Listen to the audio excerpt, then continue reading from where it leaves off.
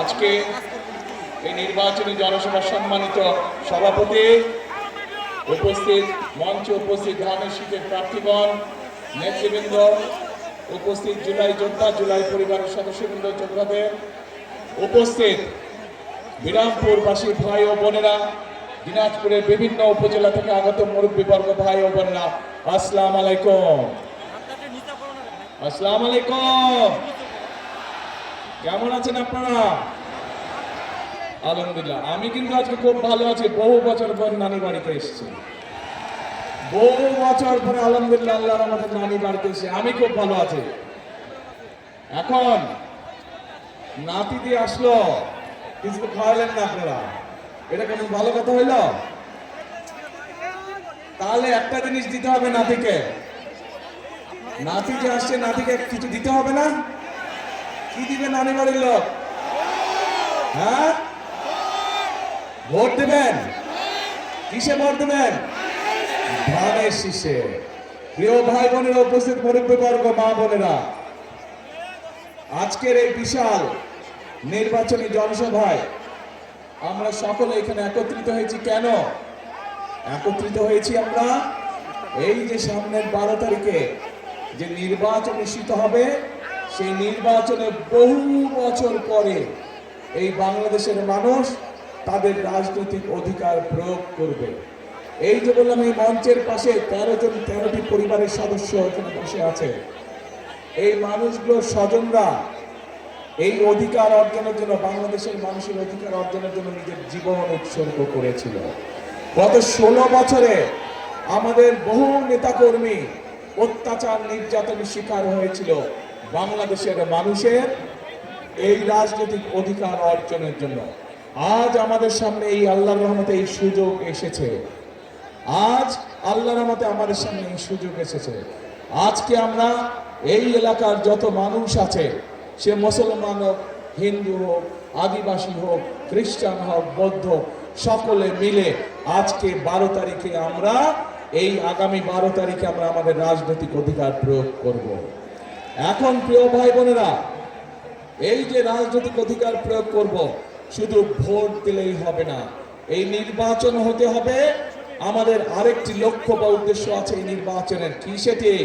সেটি হলো দেশ পুনর্গঠনের নির্বাচন। বিগত 16-17 বছর ধরে এই এলাকা সহ, দিনাজপুর এলাকা সহ, সমগ্র উত্তরাঞ্চল সহ সমগ্র বাংলাদেশের মানুষকে তাদের অধিকার থেকে বঞ্চিত করা হয়েছিল।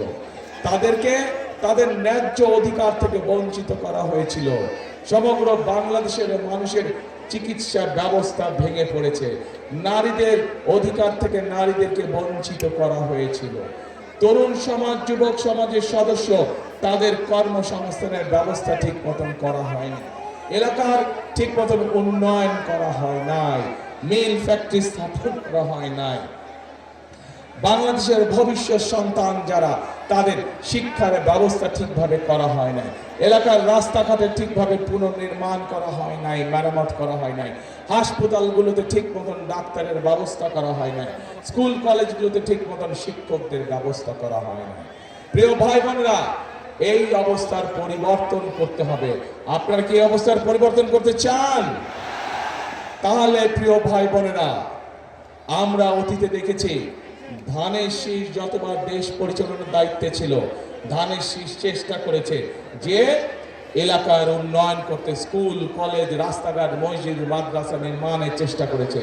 ধানের শীষ চেষ্টা করেছে কিভাবে নারীদের শিক্ষার ব্যবস্থা করা যায়। ধানের শীষ চেষ্টা করেছে কিভাবে বেকারদের কর্মসংস্থানের ব্যবস্থা করা যায়। প্রিয় ভাই বোনেরা, এই দিনাজপুর অঞ্চলকে সমগ্র বাংলাদেশ জানে কৃষি প্রধান দেশ হিসাবে, কৃষি প্রধান এলাকা হিসাবে, তাই তো নাকি?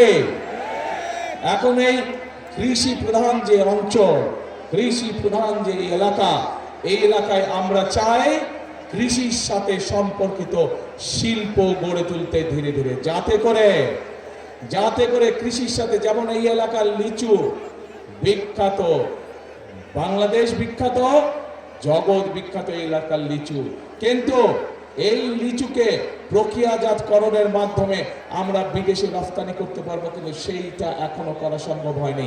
কিন্তু 12 তারিখের নির্বাচনে ইনশাল্লাহ বিএনপি জয়যুক্ত হলে, ধানের শীষ জয়যুক্ত হলে আমরা চাই এই দিনাজপুরের লিচুকে আমরা যাতে বিদেশে পাঠাতে পারি, হিমাগারে ঠিকভাবে রাখতে পারি, সেই পদক্ষেপ আমরা নিতে চাই। প্রিয় ভাই বোনেরা, এই এলাকার কাঠারিভোগ চাল জগৎ বিখ্যাত, এলাকার কাঠারিভোগ চাল, এই চালকে আমরা পৃথিবীর আনাচে কানাচে রফতানির মাধ্যমে পৌঁছে দিতে চাই। আপনারা কি চান? ইনশাল্লাহ আমরা সেই কারখানা এখানে তৈরি করতে চাই। লিচুর জন্য আমরা লিচু যাতে প্রক্রিয়াজাতকরণের মাধ্যমে সারা পৃথিবীতে পৌঁছে দেওয়া যায়, সেটির কারখানা আমরা এখানে তৈরি করতে চাই। প্রিয় ভাই বোনেরা, এই এলাকায় শুধু রফতানিমুখী বা শিল্প স্থাপন করলেই হবে না। আমাদের এলাকায়, এই এলাকায় বহু তরুণ যুবক আছে, যুবক আছে, যুব সমাজের সদস্য আছে, তাদের শিক্ষার আলো আছে, কিন্তু তাদের কর্মসংস্থান নেই। আমরা চাই এই এলাকায় বিভিন্ন রকম ভোকেশনাল এবং ট্রেনিং ইনস্টিটিউট তৈরি করতে, যার মাধ্যমে এই এলাকার ছেলে মেয়েদেরকে আমরা বিভিন্ন বিষয়ে ট্রেনিং দিতে চাই। বিদেশি ভাষা শিক্ষা দিতে চাই আমরা, যার মাধ্যমে তারা দেশেই হোক বিদেশেই হোক কর্মসংস্থান করতে পারে, নিজেদের কর্মের ব্যবস্থা করতে পারে। কি ভাই, এটি কি করবো আমরা? এই ভোকেশনাল ট্রেনিং ইনস্টিটিউট করব? আচ্ছা, যদি কোথাও বলতে হবে তো ভাই কি করব, আমি তো বলছি করবো, আপনাদের যদি বলেন চাই, তখন ইনশাল্লাহ আমরা করবো। চাই ইনশাল্লাহ।